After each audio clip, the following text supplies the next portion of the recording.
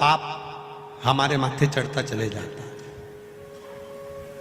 निंदा करने वाला, जिसकी हम निंदा कर रहे हैं उसका पाप। एक कथा पहले कही थी, आप लोगों के स्मरण में होगा।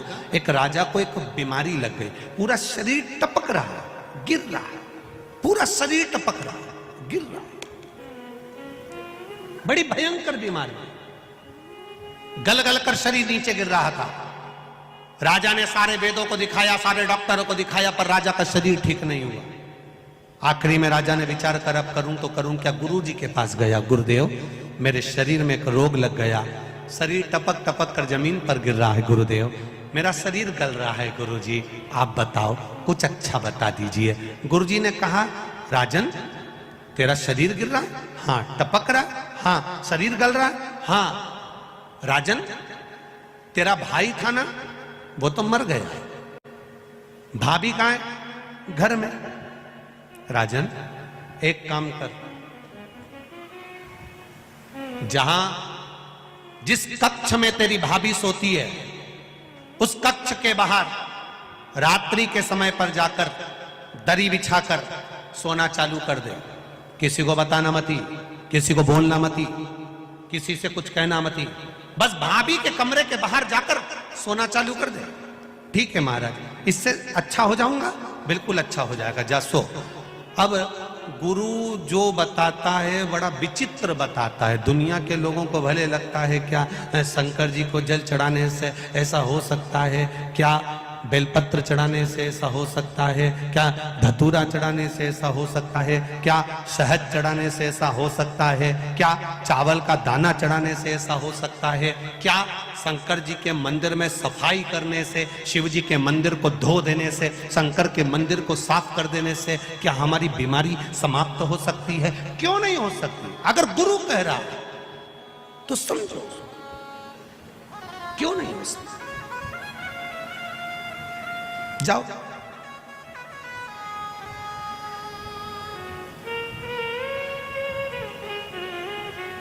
अब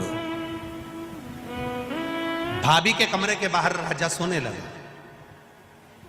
15 दिन निकले, 16वें दिन एक दासी ने, एक नौकरानी ने, एक सेविका ने देख लिया। उसने दूसरी दासी से कहा, वो राजा कितना खोड़ला है, भाभी के कमरे में जाके सोता है, बेचारे उसका पति मर गया, उसके कमरे में जाकर सोता। भाई मर गया और राजा भाभी के कमरे में जाकर सो रहा है। एक दासी ने दूसरी से कहा, दूसरी ने तीसरी से कहा, तीसरी ने चौथी से कहा, चौथी ने पांचवी से कहा।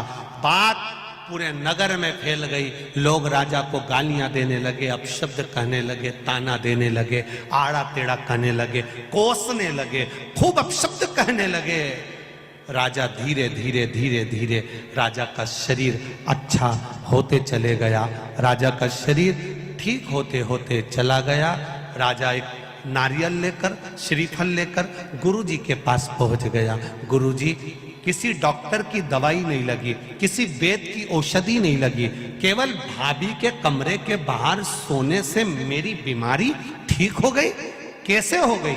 गुरुजी ने कहा, राजा तेरा पाप बहुत बढ़ गया था, उस पाप को समाप्त करने के लिए तेरी निंदा करवाना प्रारंभ करी, तेरी बुराई करवाना प्रारंभ करी। दुनिया के लोगों ने जब तुझे गाली देना चालू करा, अपशब्द कहना चालू करा, बुराई करना चालू करा, निंदा करना चालू करा, तो तेरा रोग, तेरी बीमारी अपने आप समाप्त हो गई। तेरा रोग मिट गया, तेरी बीमारी समाप्त।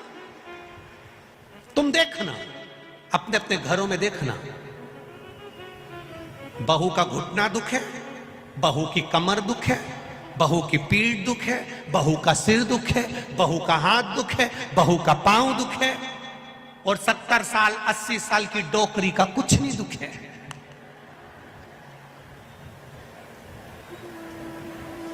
वो बूढ़ी अम्मा का कुछ नहीं दुखता, वो माता का कुछ नहीं दुखता।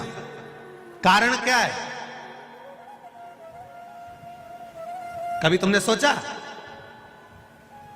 अरे ओ बदनावर वालों, कभी विचार करा कि सास का कुछ नहीं दुखता?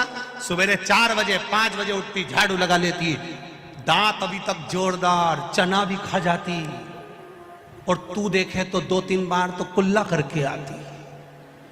आंखें इतनी बढ़िया कि अभी भी सुई में धागा पिरो ले, और तू सुई में धागा पिरोए तो 2 बार चश्मा को उतार के साफ करके फिर चढ़ा ले।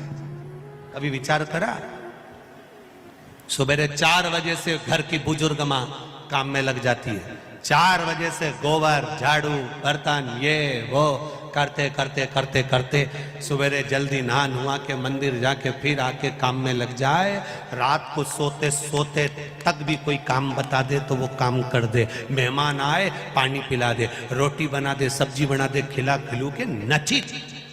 और तेरे शरीर में कष्ट, बहू का हाथ दुखे, पांव दुखे, सिर दुखे, कमर दुखे। कभी विचार करा कि बूढ़ी माँ को कुछ नहीं होता और तुझे क्यों होता? उसका कारण केवल एक ही है, घर की बहू मायके में जाकर सास की इतनी बुराई करती, इतनी बुराई करती, इतनी बुराई करती कि सास एकदम जोरदार होती चली जाती है।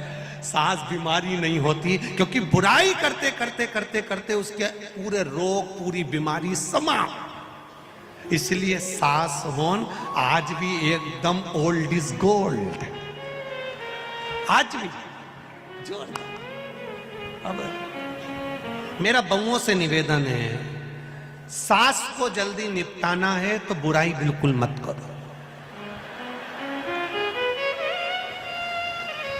तुम जितनी जितनी बुराई करोगे ना, सास उतनी जोरदार खजूर वाली चोटी बना के, हार वार पहन के, झामर झुमका पहन के चलेगी।